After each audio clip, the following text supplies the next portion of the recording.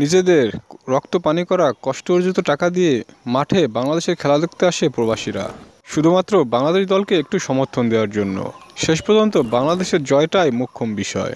বাংলাদেশের ক্রিকেটাররা দারুণ পারফরমেন্স করে বাংলাদেশের জন্য জয় ছিনিয়ে আনবে, এটাই প্রত্যাশা করে বাংলাদেশের ক্রিকেট প্রেমীরা। তবে কিছুতেই সেই প্রত্যাশা পূরণ করতে পারছে না বাংলাদেশের ক্রিকেটাররা। শেষ পর্যন্ত জেতা ম্যাচ লজ্জাজনকভাবে পরাজয় নিয়েই মাঠ ত্যাগ করেন তারা। তাই তো ক্ষুব্ধ প্রবাসীরা।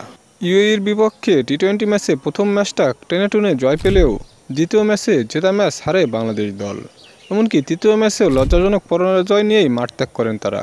তাই তো সহ্য করতে পারছিলেন না প্রবাসীরা, রেগে মেগে গালিগালাজ করতে থাকেন ক্রিকেটারদের।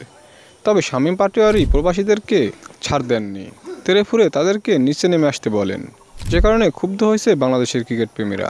ক্রিকেটকে ভালোবেসে সমর্থকরা দুটি কথা বলতেই পারে, এমন বাজে পারফরমেন্সের পর কথা তো শোনারই কথা।